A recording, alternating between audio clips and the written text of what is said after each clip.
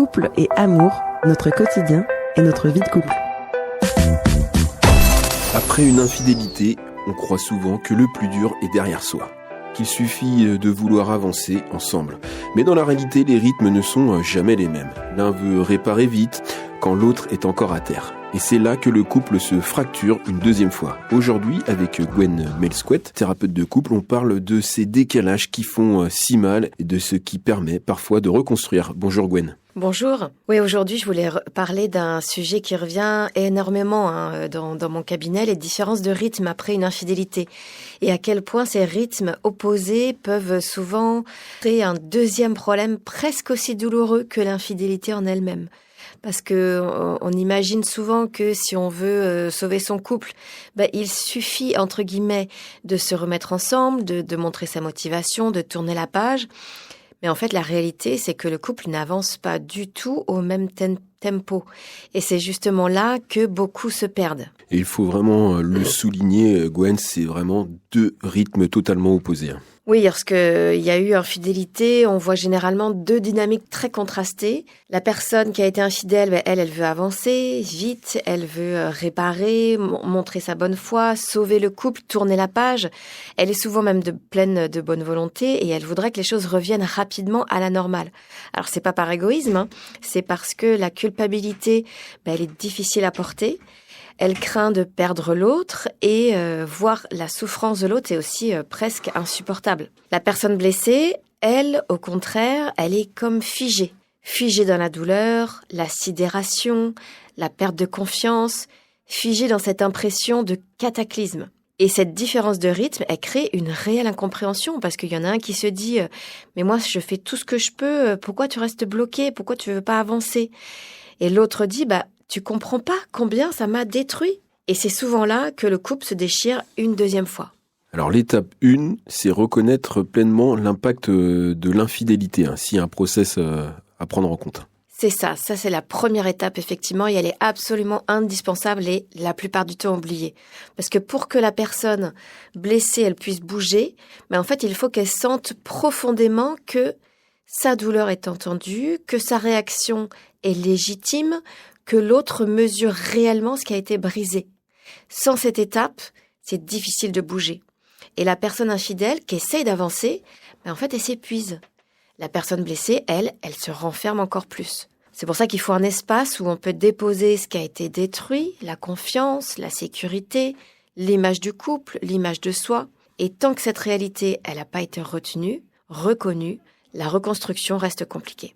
La deuxième étape, Gwen, comprendre ce qui a mené à l'infidélité. Oui, alors sachant que comprendre, ça veut pas du tout dire justifier. C'est pas dire t'avais raison de me tromper, c'est pas du tout ça. C'est plutôt chercher à comprendre le contexte relationnel qui a précédé l'infidélité. Un manque de connexion, un sentiment d'être devenu invisible, un manque de partage, une fatigue émotionnelle, une frustration accumulée, un éloignement progressif. Alors, c'est pas la faute de la personne blessée, mais c'est des éléments importants pour comprendre ce qui s'est joué dans le couple.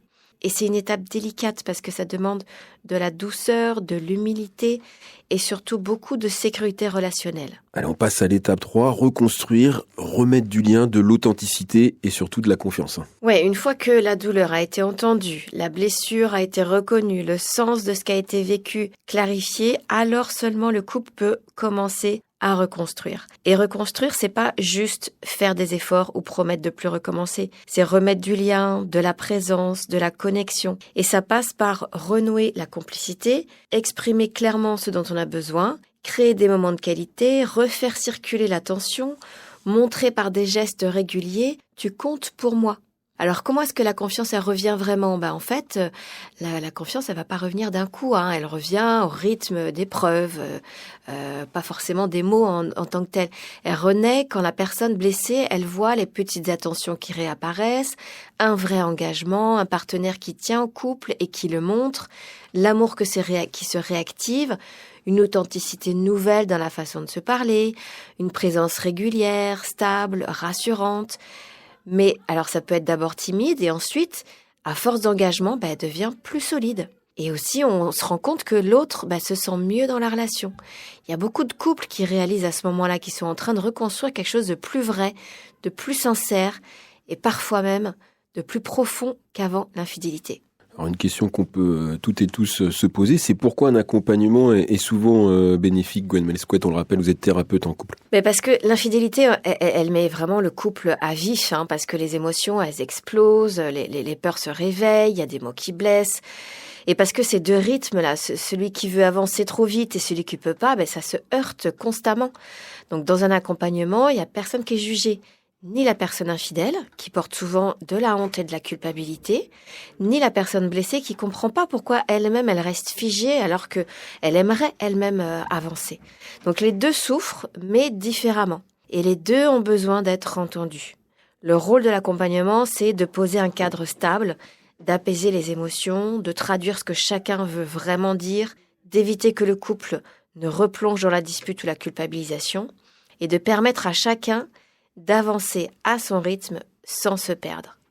Et quand le cadre il est posé, quand la parole devient possible, il y a quelque chose de nouveau qui peut commencer. Alors moi, ce que je voudrais dire, c'est que retenez ceci, si vous traversez ou vous avez traversé une infidélité, c'est normal que vous n'avanciez pas au même rythme.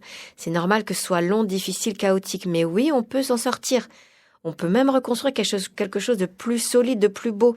L'important, c'est d'avoir un espace où on peut déposer, comprendre et réapprendre à se connecter. La reconstruction, on l'a bien compris, quand on traverse une infidélité, demande du temps, de la reconnaissance et souvent un cadre pour se dire les choses sans se détruire. Mais oui, un pas après l'autre, c'est possible. Pas en allant plus vite, mais en avançant ensemble, chacun à son rythme. Gwen Melscouet, merci, à bientôt. Merci, à bientôt.